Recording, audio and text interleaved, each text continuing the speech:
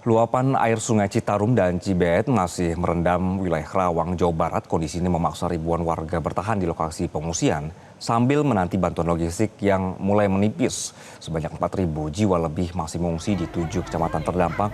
Warga sangat mengharapkan pasokan makanan siap saji, air bersih, serta pakaian layak pakai untuk bertahan hidup. Di Dusun Kampek, Desa Karangligar, petugas BPBD sengaja membangun tenda darurat guna menampung lebih dari 250 pengungsi. Para korban banjir memilih tetap tinggal di tenda darurat karena air masih menenggelamkan permukiman mereka.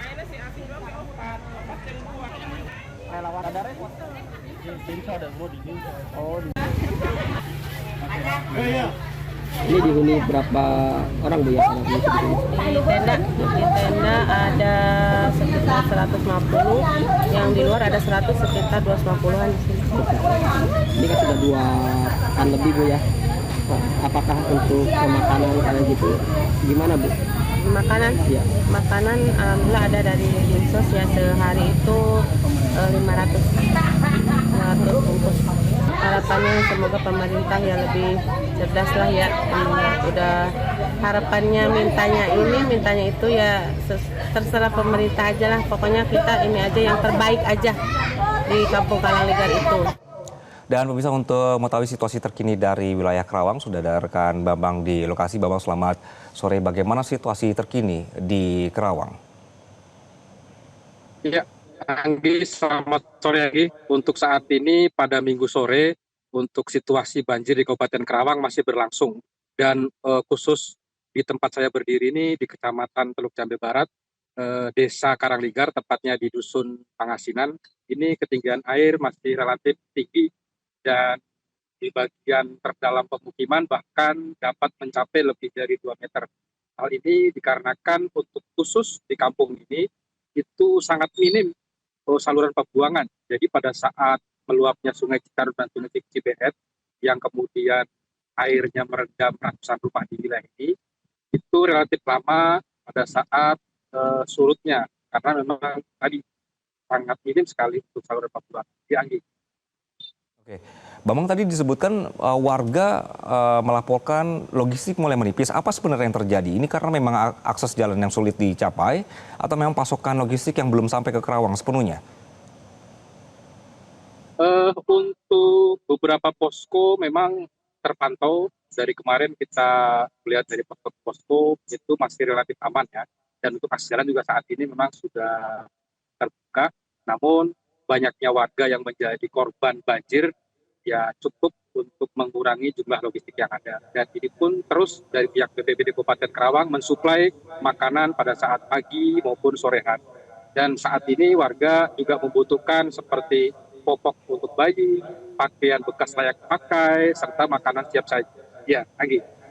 Oke, Bambang, sampai hari ini apakah masih ada kemudian warga yang mencoba untuk tetap bertahan di rumah mereka atau juga setidaknya melihat masuk kembali ke wilayah permukiman mereka? Ya, tadi saya sempat melakukan pemantauan di bagian dalam. Itu hanya beberapa warga yang masih nekat untuk bertahan ya, khususnya mereka yang berada di lantai 2.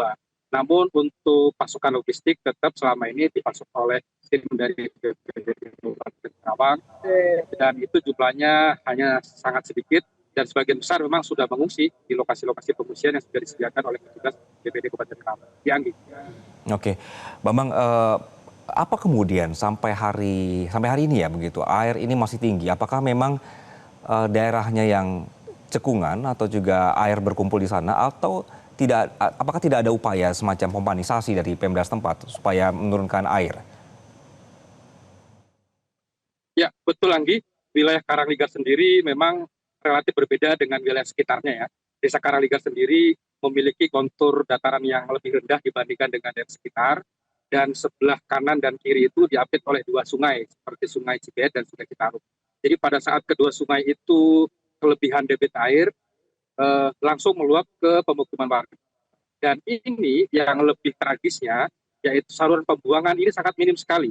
Jadi begitu pada saat air datang itu sangat cepat, namun kemudian pada saat kering itu relatif lebih lama dibandingkan dengan wilayah-wilayah lainnya.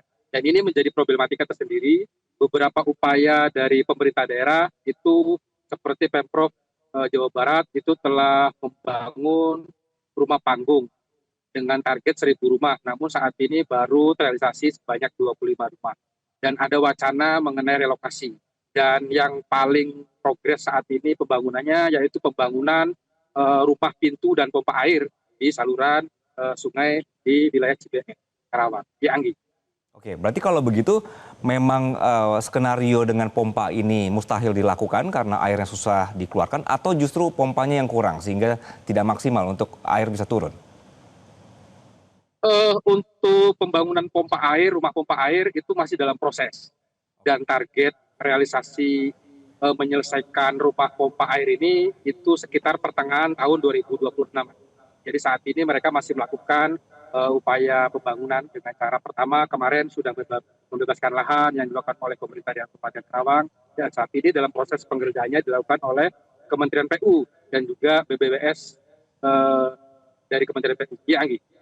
Oke, Bambang Aris melaporkan dari Karawang, Jawa Barat. Terima kasih atas laporan Anda. Jelajahi cara baru mendapatkan informasi. Download Metro TV Extend sekarang.